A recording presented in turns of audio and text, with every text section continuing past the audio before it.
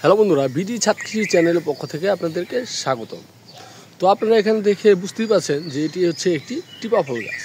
তো এখন টিপা ফল গাছে ফুল চলে এসেছে, ফুল থেকে কিছু কিছু ফলও দাঁড়িয়ে যাচ্ছে। তো এই সময় আমাদের নতুন করে একটু পরিচর্যা করা উচিত। আপনারা দেখে বুঝতেই পারছেন যে গাছের নতুন করে এখন পাতাও চলে এসেছে, আর প্রত্যেকটি পাতায় কিনারে কিনারে কিন্তু ফুল এসেছে। এখন যদি আমরা পরিচর্যাটা যদি না করি তাহলে টিপা ফল বেশি একটা আমরা পাবো না।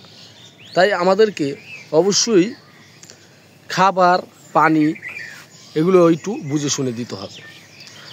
আর রাসায়নিক বা ছত্রাকনাশক এগুলো আমরা দিব কিনা সেই বিষয় নিয়েও আজকে আমরা আলোচনা করব। আমার এই গাছটি আমি 2 বছর হয় রোপণ করেছিলাম। গেছে বছর আমরা ভালোই ফলন পেয়েছি, তো এবার দ্বিতীয় ফলন এসেছে। এই গাছটি বছরে 2 বার ফলন দিয়ে থাকে।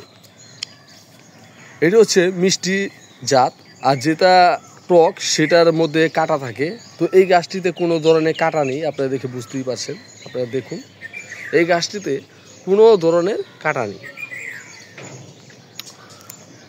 এবার প্রচুর পরিমাণে ফুল এসেছে। তো গত বছর এই গাছটি একটি 25 লিটার ড্রামের মধ্যে আমি রোপণ করেছিলাম। তো এবার আমি দেখুন একটি 1/2 লিটার বড় ড্রামে রোপণ করে দিয়েছি। আমি জানতাম যে এবার প্রচুর পরিমাণে ফুল আসবে, তো গাছেরও একটু খাবার দরকার, পানি দরকার। তবে যাই হোক, এবার আমরা মূল পর্বে ফিরে যাই। প্রথমত আমরা এই গাছে ফুল আনার জন্য গাছকে একটু কষ্ট দিয়েছিলাম, ঠিক মতন আমরা পানি খাবার দিইনি। তো এখন যেহেতু ফুল চলে এসেছে, কিছু কিছু ফুল এখন দাঁড়িয়ে যাচ্ছে। আমাদের গাছের গোড়ায় একটু পানিটা প্রতিনিয়ত এখন দিয়ে রাখতে হবে, সকাল বিকাল। মাটিটা যাতে শুকিয়ে না যায়। মাটি যদি একবারে শুকিয়ে যায় তাহলে ফুল ঝরে পড়ে যাবে। আবার মাটি যদি একবার আমরা ভিজিয়ে রাখি তাতেও ফুল ঝরে পড়ে যাবে। আর এখন আমরা কোনো ধরনের খাবার আমরা গাছের গোড়ায় দিব না, আর গাছের মাটিটাকেও আমরা বিরক্ত করব না। কারণ এখন যদি আমরা গাছের মাটি যদি আমরা খুঁচিয়ে দিই তাহলে গোড়ায় আঘাত লাগতে পারে। এর ফলে গাছের যে ফুলগুলো এসেছে এই সম্পূর্ণ ফুল ঝরে যেতে পারে। তাই আমাদেরকে এখন কোনো ধরনের খাবার দেওয়া যাবে না। তবে খাবার হিসেবে আমরা তরল জাতীয় খাবারগুলো এখন আমরা প্রতিনিয়ত দিয়ে দিতে পারি। সেটা কি? সেটা হচ্ছে আমরা সরিষা খোলের পানিটা দিয়ে দিতে পারি, বা সবজির খোসা যে আমরা ফেলে দিই সেই সবজির খোসাগুলো আমরা পচিয়ে তারপরে সেই পানিটা আমরা গাছের গোড়ায় দিয়ে দিতে পারি। এখন আমরা গাছের গোড়ায় বোরন দিব, জিঙ্ক দিব। বোরনটা আমরা কিভাবে দিব? বোরনটা আমরা 1 লিটার পানিতে 1 চামচ মিশিয়ে তারপর আমরা গাছের গোড়ায় দিয়ে দিব।